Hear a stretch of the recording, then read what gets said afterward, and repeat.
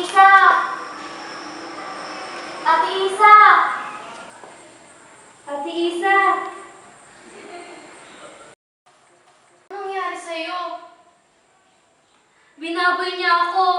Pinagsamantalahan niya ako. Pinatay niya ako.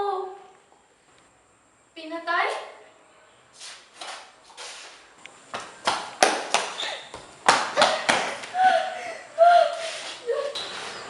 Tulungan mo ako.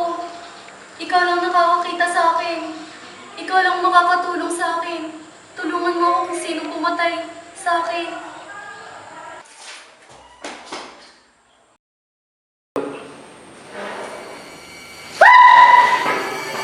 Tulungan mo ako. Sige, tutulungan kita. Pasatigilan mo na ako! Pinagsamantalahan niya ako. Tulungan mo ako kung sino yung pumatay sa akin.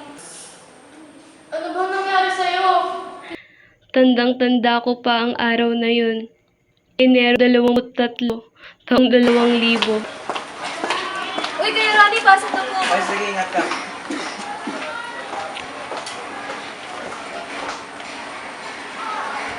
Tanda ko yung araw na yun. Papauwi na ako galing sa school. Hindi ko na malaya na ginabi na pala ako sa paggawa ng research papers ko.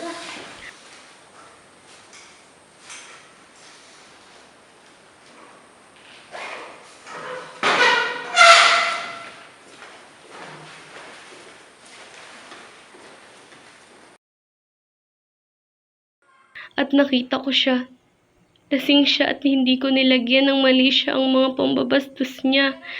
Pero doon nagsimula ang delibyo ng buhay ko. Ano bang ginagawa mo, Kuya Ronnie? Bitawan mo nga ako. Huwag kang mag-alala, ako bahala sa'yo. Tigilan mo nga ako, Kuya Ronnie. Halika na rito. Pinilit niya ako. Kuya Ronnie, ano ba? Pero ang sagot ko, ayoko.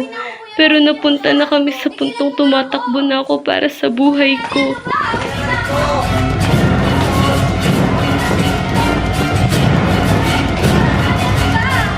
Hinabol niya ako hanggat sa nahuli niya ako. Walang awa niya akong ginahasa at pinatay. Ano ba? Tama na!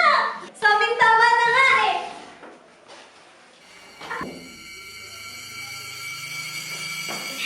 Nang matauhan siya sa mga pangyayari, napagtanto niyang nakuha niya na ang buhay ko.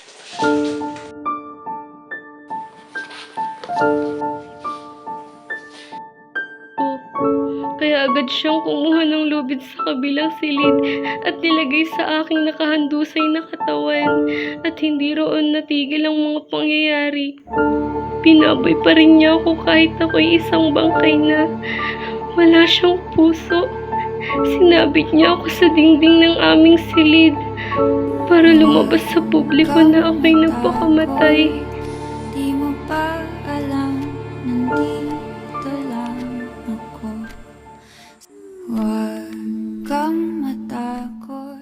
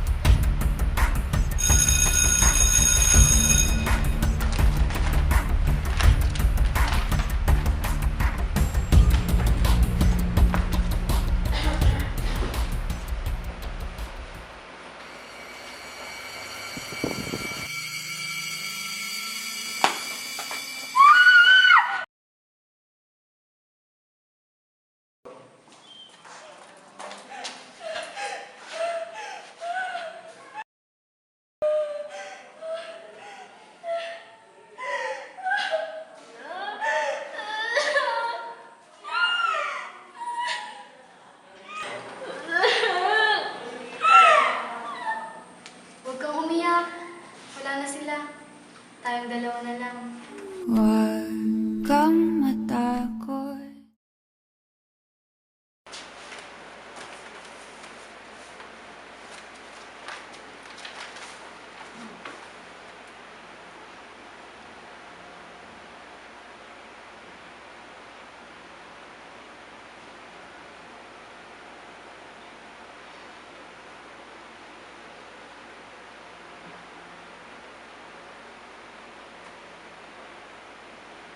Hello?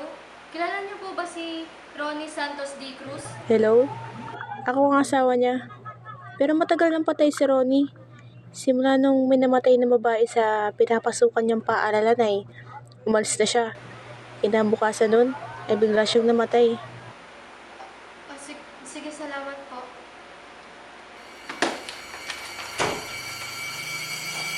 Miss Marquez, ano ginagawa mo sa office ko?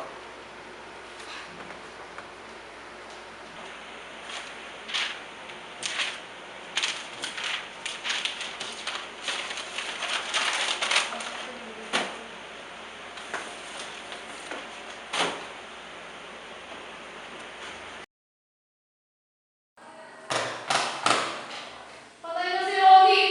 May schedule sa pagkamatay mo! Alam ko. Gusto ko lang naman ng makakasama habang buhay eh. Tigilan mo na ako! Tigilan mo na!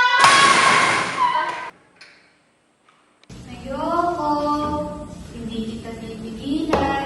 Tigilan mo na ako! Tigilan mo na! Gusto ko lang makakasama habang buhay.